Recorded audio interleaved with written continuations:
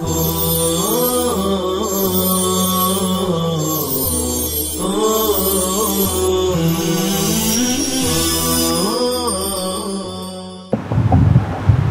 للہ وحدہ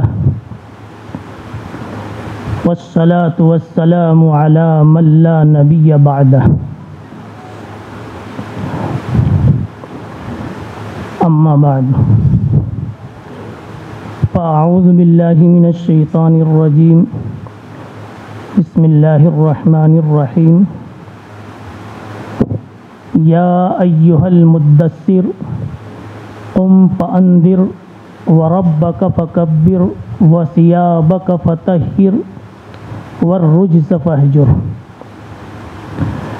وقال النبی صلی اللہ تعالی علیہ وسلم ان مثل العلماء كمثل النجوم في السماء يهتدى بها في البر والبحر. رواه احمد في المسند او كما قال علیہ الصلاۃ والسلام.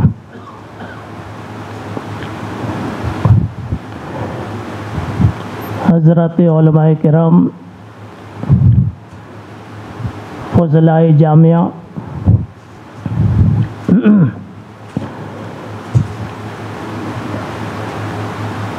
حق تعالی شانہ کی بے شمار نعمتوں میں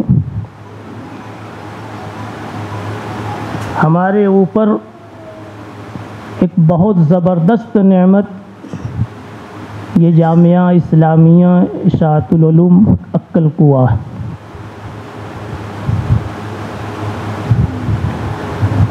حق تعالی شانہ نے اس سے ہمیں وابستہ رکھ کر بہت کچھ کرنے، بننے، آگے بڑھنے کے مواقع فراہم کیے.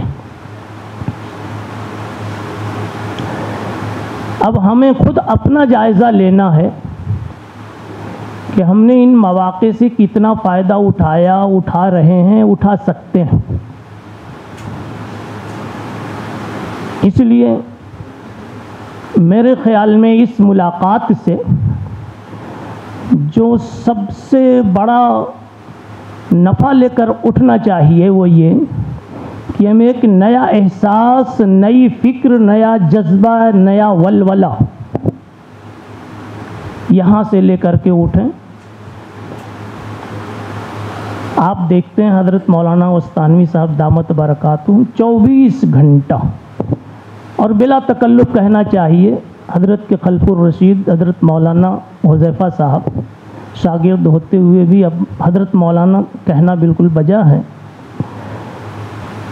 24 گھنٹے لگے رہتے ہر وقت کسی نہ کسی سوچ میں. اب اس کا دائرہ تو، اس کی تفصیلات تو لمبی ہیں، مجھے صرف یہ کہنا ہے کہ ایک فکر لے کر کے اٹھیں. اقبال نے کہا ہے قوت فکر و عمل پہلے فنا ہوتی ہے. صحیح ہے کہ غلط ہے بھائی؟ قوت فکر و عمل پہلے فنا ہوتی ہے، پھر کسی قوم کی شوکت پہ زوال آتا ہے. جناب عالی آج طاقت ہے تو بیٹھے رہ گئے، تراویح کی دوسری رکعت میں کھڑے ہو رہے ہیں. کل خیال آیا کہ کچھ پڑھ لینا چاہیے تو طاقت ہی نہیں ہے، دونوں عالم سے گئے، نہ خدا ہی ملا نہ وصالے، نہ ادھر کے ہوئے نہ ادھر کے ہوئے. اس لیے ایسا نہیں ہونا چاہیے کہ کعبہ بھی گئے پر نہ گیا عشق بتوں کا، اور زمزم بھی پیا پر نہ بجھی پیاس جگر کی. تو پہلے تو ایک ارادہ کرو، ہمت کرو، انشاءاللہ کچھ کرنا ہے، کچھ اور بننا ہے. اب تک جو بن چکے ہیں اس کی نفی نہیں ہے. اہدنا الصراط المستقیم میں ہدایت مزیدہ کی دعا ہے، سمجھ رہے ہیں آپ؟ تو کچھ اور بنیں گے انشاءاللہ. ہمت بلند دار کی نزد خدا و خلق، ہمت بلند رکھو تبھی امت میں بھی اور اللہ کے وہاں بھی درجات ملیں گے. ہمت بلند دار کی نزد خدا و خلق، باشد بقدر ہمت تو اعتبار تو. جتنی ہمت دکھاؤ گے اتنی انشاءاللہ آپ کو اللہ راستہ دیتے جائیں گے۔ اب آپ کو کیا کرنا ہے، کیسے کرنا ہے، یہ دو نص ہم نے آپ کے سامنے پیش کی، نصوص، ایک قرآن مجید کی اور ایک حدیث پاک کی۔ حدیث میں جناب رسول اللہ صلی اللہ علیہ وسلم نے فرمایا، علماء ان مثل العلماء کمثل النجوم فی السماء، جیسے آسمان پر ستارے روشنی کا کام کرتے ہیں، اس کے ذریعے سے لوگ راستے پاتے ہیں، یہی مثال ہے علماء کی۔ محدثین یہاں وجہ تشبیہ میں کئی باتیں لکھتے ہیں، ایک بات آپ کے سامنے عرض کرنی ہے کہ علماء کو جناب رسول اللہ صلی اللہ علیہ وسلم نے نجوم سما سے تعبیر کیا، اور نجوم سما کے بارے میں قرآن مجید نے یہ کہا ہے، اِنَّا زَيَّنَّا السَّمَاءَ الدُّنْيَا بِمَصَابِيحَ، یہ ستارے آسمان کی رونق ہے۔ اب علماء کو بھی رونق بننا ہے، دنیا کی رونق بننا ہے، معاشرہ انسانیہ کی رونق بننا ہے۔ اب علماء کی رونق، اہل علم کی رونق کیسے آوے، اس کی دو بنیادیں، یہ دو بنیاد آ جائے تو ہر عالم بارونق ہے، ورنہ بے رونق ہے۔ پہلی بنیاد ہے رسوخ فی العلم، آپ عالم ہیں، لوگ آپ کو من حیث العلم جانتے ہیں، فلاں کا بیٹا ہے نہیں، فلاں کا بھائی ہے نہیں، آپ کے پاس سینے میں قرآن ہے، حدیث ہے، فقہ ہے، تحقیقات ہیں، تو آپ کے ذہن میں یہ ہونا چاہیے کہ امت مجھے یہ سمجھ رہی ہے، اور جس کو جو سمجھا جاتا ہے اس سے اسی کی توقع ہوتی ہے۔ ڈاکٹر سے گولیوں کی توقع ہے، سجدہ سہو کے مسائل کے حل کی توقع نہیں ہے، لیکن آپ سے تو سجدہ سہو کے مسئلے پوچھے جائیں گے، سود کے جائز ناجائز، معاملات کے جائز ناجائز کی باتیں آپ سے پوچھی جائیں گی۔ اس لیے یہ غیرت آنا، یہ خیال آنا، یہ حس ہونا، یہ احساس زندہ رہنا، یہی ہے، یہی پہلی زینت ہے، اور اسی کے نتیجے میں رسوخ فی العلم پیدا ہوگا۔ آپ سوچیں گے میری مسجد میں یہ مسئلہ کھڑا ہوا، میں اس کو حل نہیں کر سکا، میں حل نہیں کر سکا۔ اب یہ غیرت، یہ احساس آپ کو اس بات پر یہ احساس مجبور کرے گا کہ آپ اب گھر جا کر ظہر سے عصر تک کتابیں پلٹیں گے، اب جب پا جائیں گے تو تھوڑا سا مسکرائیں گے، کہیں گے لگتا ہے کہ کچھ پا رہا ہے۔ سمجھ میں بات آ رہی نہیں جی؟ اس لیے کہ ڈھونڈ رہے تھے نا کب سے۔ تو ایک چیز آپ کی رونق ہے، ورنہ چند دن کے بعد آپ کی رونق پھیکی ہوتے ہوتے کل عدم ہو جائے گی کہ مولوی نے یوں ہی 12 سال مدرسے میں وقت لگایا۔ موقع آئے تو ہر موڑ پر آپ کو بیان کے لیے پہلے سے تیار رہنا ہے۔ محرم پر تیار رہیے، شب برات پر وغیرہ وغیرہ، اب یہ تفصیلات کر لیجئے۔ یہ میں اس لیے کہہ رہا ہوں، بقیہ باتیں تو کلی طور پر، اصولی طور پر حضرات مشائخ نے، علماء کرام نے ابھی کہہ دی ہے۔ اب میں اس کی صورت و شکل بتا رہا ہوں کہ آپ کو اس انداز سے اپنے آپ کو بارونق بنانا ہے۔ آسمان پر ستارے رونق کا ذریعہ ہیں، تو آپ زمین پر رونق ہیں، رونق اسی وقت رہیں گے جبکہ آپ میں شان عالمانہ زندہ ہو، اور شان عالمانہ یوں کہ آپ ہر موڑ کے لیے تیار رہیں علمی طور پر، جس کو رسوخ فی العلم کہتے ہیں۔ دوسری چیز ہے رسوخ، خلوص فی القلب، خلوص فی القلب، دل میں اخلاص اللہ کے لیے۔ علماء کرام کا مجمع ہے، جیسا مولانا نے ابھی کہا، اپنوں کا مجمع ہے، اپنے گھر کی بات ہے۔ تو میں ایک بات کہتا ہوں، مولوی کو بڑھتا ہوا دیکھنا نہیں چاہتا، درد شروع ہو جاتا ہے۔ شیخ عبد الوہاب شارانی رحمت اللہ علیہ نے لکھا ہے اخلاص کی پہچان میں، تعریف تو اس کی اتنی ہے، قرآن مجید میں ہی اس کی ایک جگہ تعریف آئی ہے، لبن من بین فرس و دمن لبنن خالصا سائغا للشاربین، اسی میں اخلاص ہے، لبنن خالصا، ہمارا عملاً خالصا، من بین فرس و دمن، دودھ کو اللہ نکالتا ہے ادھر فرس اور گوبر کی گندگیوں سے بچا کر، ادھر خون کی نجاست سے بچا کر، ایک دم لبنن خالصاً، ایسا کہ سائغا للشاربین، سبھی قبول کر لے، اچک اچک کے پی جاوے، جی اتنا خوبصورت دودھ آتا ہے۔ عمل انسان کا ایسا ہی ہونا چاہیے، من بین نفس و شیطان عملا خالصا للقابلین، جو دیکھے آپ کے عمل کو شہادت دیوے کہ اخلاص کے ساتھ کر رہا ہے، نہ نفس کی ملاوٹ ہو اور نہ ادھر شیطان کی ملاوٹ ہو۔ خیر یہ تو تعریف تھی، مجھے یہ کہنا شیخ عبد الوہاب شعرانی رحمۃ اللہ علیہ نے جو تعریف بتائی ہے وہ یاد رہے تو انشاءاللہ ہم خود اپنا تجزیہ کر لیں کہ کسی سے پوچھنے کی ضرورت نہیں کہ ہمارے عمل میں کتنا اخلاص ہے، اور ہم اللہ کے لیے کر رہے ہیں یا کہ اپنے لیے کر رہے ہیں یا کسی اور کے لیے کر رہے ہیں۔ فرمایا کہ جب تم کسی جگہ دینی کام کر رہے ہو اور دیکھو کہ تم سے زیادہ اچھا کرنے والا کوئی آ گیا تو تم اپنے دل کا خود حساب لو کہ دل میں تنگی پیدا ہو رہی ہے یا خوشی پیدا ہو رہی ہے۔ اگر تنگی پیدا ہو رہی ہے تو سمجھ جاؤ کہ تم اللہ کے لیے نہیں کر رہے ہو، خوشی پیدا ہو رہی ہے تو سمجھ جاؤ کہ کام اللہ کے لیے کر رہے ہو۔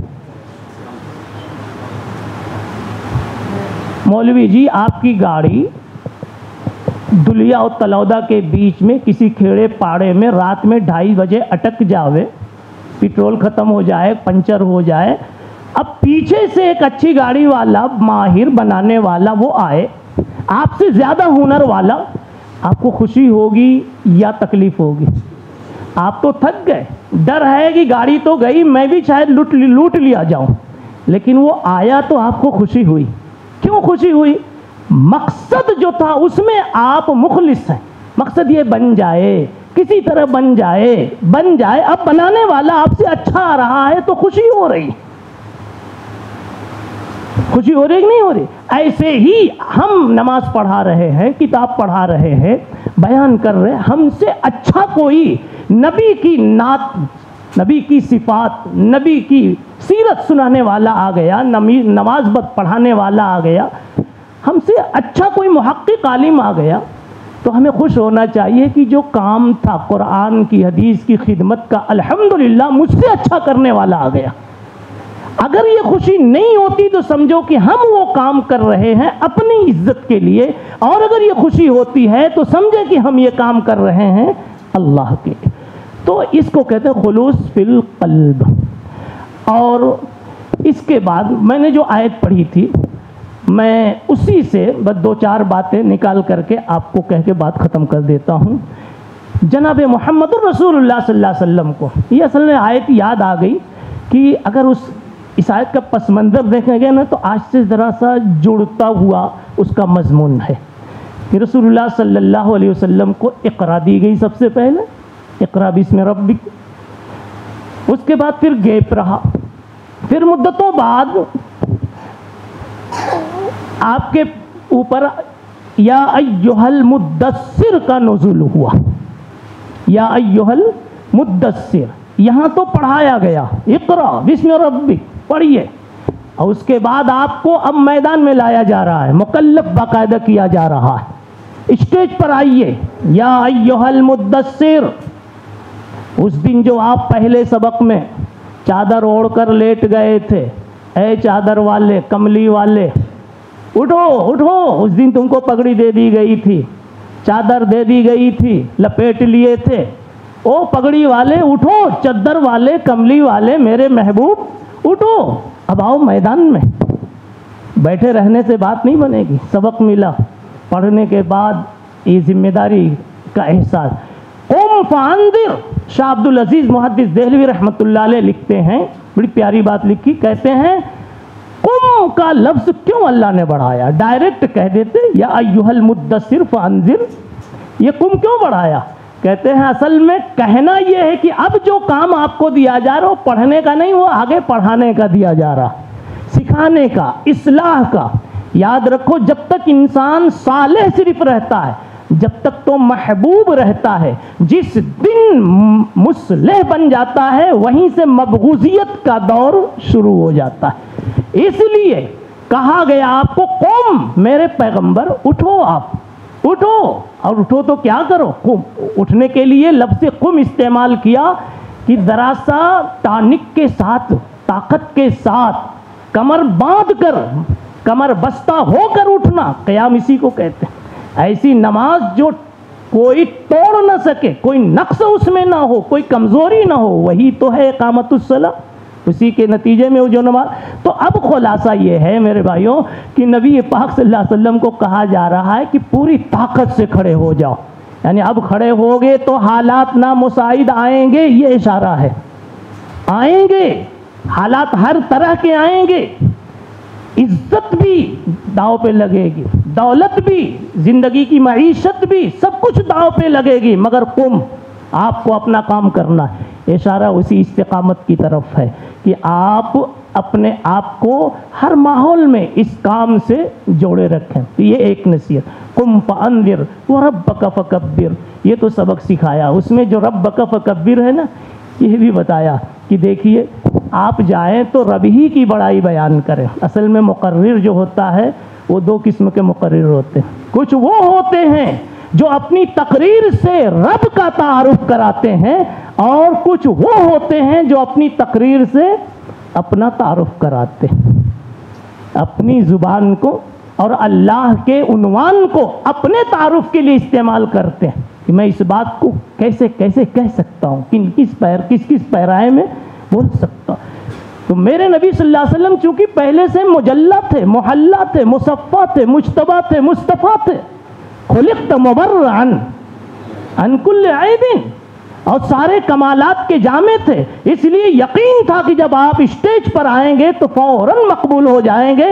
اب مقبولیت ملنے کے بعد خود کو بچانا من حیث البشر بڑا مشکل ہوتا ہے، یہ قید یاد رکھیے گا، من حیث البشر بڑا مشکل ہوتا ہے۔ اس لیے آپ کو کہا گیا کہ آپ پیغمبر آتے ہی مقبول تو ہو جاؤ گے، لیکن وَرَبَّكَ فَكَبِّرْ، میرے ہی ترانے گانے ہیں، میرے ہی ترانے گانے ہیں، میری ہی باتیں بتانی ہے، اپنا کوئی تعارف نہیں کرانے کا۔ یہ سب اسباق ہیں بھائی علماء کرام کے لیے، ہم جیسوں کے لیے جو امت میں اسٹیجوں پر بیٹھے نظر آتے رہتے ہیں۔ جی وَرَبَّكَ فَكَبِّرْ، اور اس کے بعد ایک بہت عجیب بات ہے، تہجد تو پڑھوا دیتے ہیں امام صاحب، لیکن شاید خود کئی مہینے تک توفیق نہیں ہوتی۔ البتہ فجر میں دوڑ کے ضرور آ جاتے ہیں، فجر میں دوڑ کر آ جاتے ہیں، اس لیے کہ وہ مصلی پر آستین پہنچتے ہی رہتے ہیں، وہ گراتے رہتے ہیں۔ اس کو کہا وَثِيَابَكَ فَطَهِّرْ، اپنا کپڑا بھی بارش سے بچا کے رکھنا۔ دوسروں کو تو بہت کہتے ہیں بھائی آگے آگے جا رہے، دیکھو تمہاری چپل سے کیچڑ اڑ رہے ہیں، لیکن اپنا بھی تو دیکھو نا۔ وَثِيَابَكَ فَطَهِّرْ، دوسروں کو دیکھو لیکن اس سے پہلے اپنے آپ کو بھی دیکھو۔ وَثِيَابَكَ، اپنے کپڑے کو ادھر مقدم کر دیا، اس کو مفعول کو، اس میں یہی اشارہ تاکید کی طرف۔ جی اور آگے ایک چیز اور بتائی، اب بات ختم کرنی ہے اس لیے جلدی سے میں نکات کی طرف بڑھ گیا۔ وَالرُّجْزَ فَاهْجُرْ، یہ بھی بہت بڑا مرض ہے۔ وَالرُّجْزَ فَاهْجُرْ، ہر ایک کا ایک نشہ ہوتا ہے، ہر ایک کا ایک نشہ ہوتا ہے، اور عامتاً کثرت سے پائے جانے والے دو نشے ہیں، ایک جاہ اور ایک مال، حب جاہ اور حب مال۔ مشائخ نے خانقاہوں میں تجزیہ کیا کہ سب سے دیر میں نکلنے والے یہی دو مرض ہوتے ہیں، ایک مرض حب جاہ کا اور ایک مرض حب باہ کا، اور حب باہ کا نہیں، حب مال کا، اور کہا کہ ان دونوں میں بھی سب سے لاسٹ میں جو نکلتا ہے اگر، تو وہ ہے حب جا، ورنہ تو آدمی اسی مرض کے ساتھ دنیا سے چلا جاتا۔ ہمیں یہ بھی جائزہ لینا ہے، بیماری تو نہیں لگی ہے۔ والرجز، بت چھوڑو، ہر ایک کا بت الگ الگ ہے۔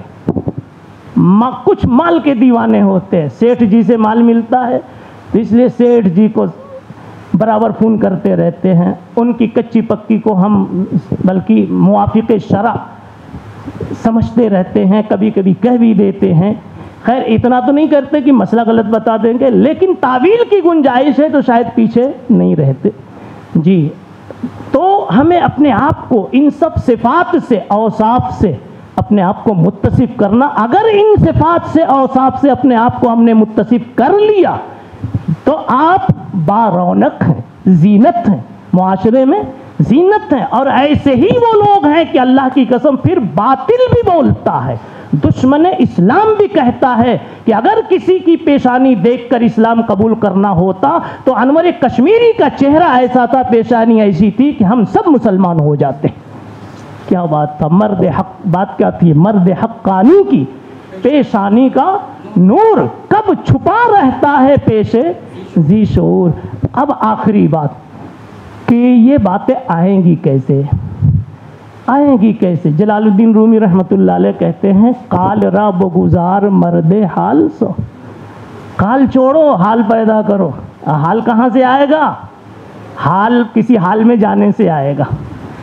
قال را بگزار مرد حال شو، پیشے مرد کامل پامال شو۔ کسی کامل کو پکڑ کے اس کی جوتیوں میں پڑ جاؤ۔ قاری طیب صاحب رحمۃ اللہ علیہ دارالعلوم دیوبند کے محتمم ہیں، انور شاہ کشمیری کے شاگرد ہیں، اور کیا کیا ہیں، علم کے سمندر ہیں۔ حضرت تھانوی کے ہاں جب بیعت ہونے کو آئے اور ہو گئے تو حضرت نے کہا بھائی بیعت ہونے اگر اصلاح کے لیے واقعی آپ آئے ہیں، بھول جانا کہ میں کس کا پوتا ہوں، کس کا بیٹا ہوں۔ پھر حضرت نے جو اصلاح کی تو پہلا کام دیا کہ یہ سارے جوتے سیدھے کرو، خانقاہیوں کے جتنے چپل ہیں۔ دارالعلوم دیوبند کے محتمم سے چپل سیدھے کروا رہے ہیں، چپل سیدھے کروا رہے ہیں اور شوق سے کر رہے ہیں۔ مفتی محمود صاحب گنگوہی دامت نور اللہ مرقدہ، حضرت شیخ زکریا رحمۃ اللہ علیہ کے ہاں لکھا میں بیعت ہونا چاہتا ہوں۔ کہا بڑے بڑے لوگ ہیں میرے ہاں کیا آ رہے ہو؟ کہا ہر جگہ جاؤں گا تو ناشتہ ملے گا، اکرام ہوگا، مفتی صاحب مفتی صاحب، اور آپ کے یہاں مجھے معلوم ہے کہ مجھے وہ ملے گا جس کی مجھے تلاش ہے، یہاں میری گوشمالی ہوگی۔ تو بہرحال مٹا دو اپنی ہستی کو۔ سید سلیمان ندوی رحمۃ اللہ علیہ اخیر میں تشریف لائے علامہ تھانوی رحمۃ اللہ علیہ کے پاس۔ حیرت ہوئی سارے لوگوں کو، اتنا بڑا علامہ آج یہ بھی بیعت ہونے آ رہا ہے تھانوی کے پاس، یہ بھی بیعت ہونے آیا۔ سارے لوگوں نے کہا بھی کہ حضرت علامہ ہو کے آپ جا رہے ہیں؟ کہا سید صاحب نے کہا ارے بابا ایک طرف مجھے علامہ بھی مانتے ہو، دوسری طرف اعتراض بھی کرتے ہو، کیا بات ہے؟ اصل میں ایک نشہ سوار ہو گیا۔ کوئی کھینچے لیے جاتا ہے میرے جیب و دامہ کو۔ حکیم اختر صاحب رحمۃ اللہ علیہ نے کہا ہے نہ مجھ کو ذوق عریانی نہ میں دیوانہ ہوں اصغر، کوئی کھینچے لیے جاتا ہے میرے جیب و دامہ کو۔ تقدیر کے دن جب آ جاتے ہیں میرے بھائیوں تو سلمان فارسی لوٹا اور سنداس کو بنا کر کے مدینہ منورہ پہنچ جاتے ہیں، اور سرکار دو عالم صلی اللہ تعالی علیہ وسلم کی بارگاہ میں وہ مقام حاصل کرتے ہیں کہ پیغمبر فرماتے ہیں لو کان الدین، ان کے اوپر بدن پر ہاتھ ٹھوک کر کے، لو کان الدین عند ثریا لنالہ رجال من ہؤلاء، کہ سلمان کی قوم سے کچھ ایسے لوگ پیدا ہوں گے کہ دین اور ایمان اگر ثریا پر چلا جائے، دھرتی پر کہیں نہ ہو، تب بھی اس کی قوم کے لوگ جائیں گے، لائیں گے، ایمان پھیلائیں گے۔ تو اچھے دن جب آتے ہیں تو ایسا ہوتا ہے۔ تو میں یہ کہہ رہا ہوں اکابر سے اپنے آپ کو مربوط رکھنا چاہیے۔ حضرت مولانا ابرار الحق صاحب ہردوئی رحمۃ اللہ علیہ کے بارے میں ہمارے والد صاحب نور اللہ مرقدہ کہا کرتے تھے کہ انہوں نے ہمیشہ ایک بڑا اپنے اوپر رکھا۔ اپنے پہلے تو حضرت تھانوی جب تک تھے، حضرت تھانوی کے بعد انہوں نے خواجہ صاحب کو، خواجہ عزیز الحسن مجذوب کو، دیوانہ کو، جی حضرت تھانوی کے دیوانہ، ان کو بنایا۔ اس کے بعد وہ جب چلے گئے تو ایک مولانا عبد الرحمن کامل پوری تھے، ان کو اپنا بڑا بنایا. وہ چلے گئے دنیا سے تو انہوں نے حضرت شاہ عبد الغنی پھول پوری رحمۃ اللہ علیہ کو اپنا بڑا بنایا، مقتدی بنایا، مصلح مانا. اور پھر اس کے بعد تو پھر حضرت ہی کا دنیا سے وصال ہوا. بہرحال ہمیشہ انہوں نے اپنے دور میں کسی نہ کسی کو بنائے رکھا. حضرت قاری صدیق صاحب بادوی رحمۃ اللہ علیہ سے بھی ان کے اسی انداز کے تعلقات تھے. بہرحال بڑی خوشی کی بات ہے. بات شاید میں نے بہت لمبی کر دی جی، بولتے وقت پتہ نہیں چلتا کہ کتنا کئی منٹ لیا، کیا کیا. یہ بھی اپنی کمزوریوں میں کمزوری ہے، اللہ معاف کرے. جی بڑی خوشی ہو رہی ہے آپ حضرات کے نورانی چہروں کو دیکھ کر کے. اللہ تعالیٰ آپ حضرات کی خدمات کو، آپ کے اعمال و حسنات کو ہم سب لوگوں کے لیے ذخیرہ بناوے اور آپ کو مزید ترقیات سے ہمکنار فرماوے. اور جامعہ کے در و دیوار کی اللہ تعالیٰ یہاں کے پورے نظام کی، منتظمین کی، اساتذہ کی، طلبہ کی بھرپور حفاظت فرمائے. وآخر دعوانا ان الحمد للہ رب العالمین. جزاکم اللہ.